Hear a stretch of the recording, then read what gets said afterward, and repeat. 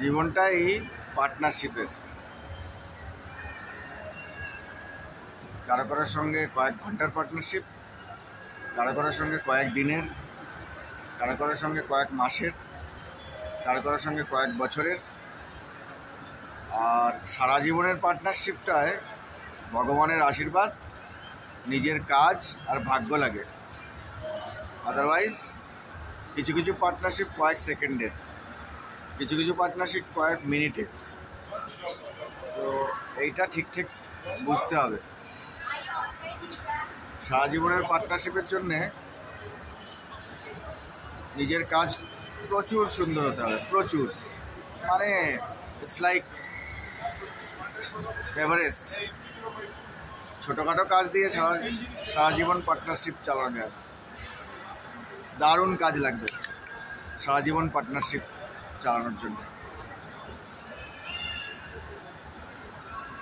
And development হতে হবে, progress থাকতে হবে, গ্রোথ থাকতে হবে। সাকসেস তো অটোমেটিক্যালি লাগবেই, অটোমেটিক চয়েস।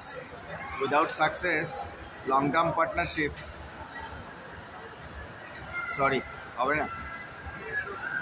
সো এই পার্টনারশিপগুলো ঠিক না হওয়াতে অনেক জিনিস অসুবিধা হয়। যে কোনো কাজের জন্যেই যাদের সঙ্গে দেখা হয় তাদের সঙ্গে কী পার্টনারশিপ চলছে সেটা খুব গুরুত্বপূর্ণ। পার্টনারশিপ ফিলিংস মজার ব্যাপার। উইদাউট পার্টনারশিপ চলবে না। সারাদিনে কজনের সঙ্গে ইন্টারাকশান হয় খুব ইম্পর্ট্যান্ট, কজনের সঙ্গে কথা হয় খুব ইম্পর্ট্যান্ট। কাজের জন্যে, সময় কাটানোর জন্যে, ভালো লাগার জন্যে তো মানুষ দরকার। আমি পুরোটাই দেখছি ভাগ্যের ব্যাপার।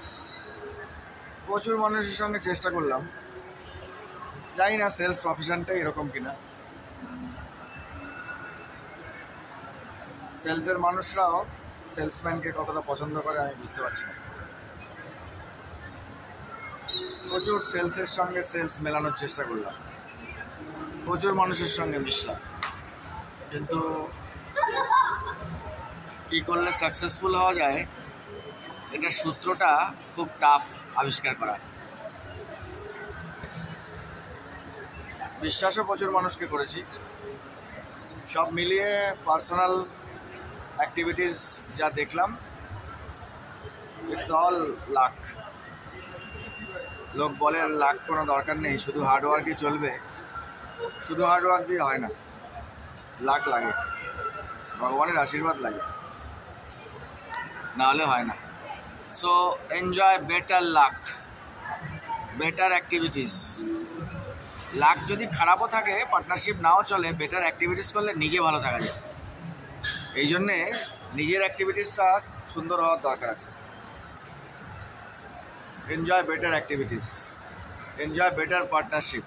যার সঙ্গে যতটুকু পার্টনারশিপ সেইটুকু যেন ভালো হয়, সেই দিকে খেয়াল রাখাটা খুব দরকার। Thank you for listening. Thank you.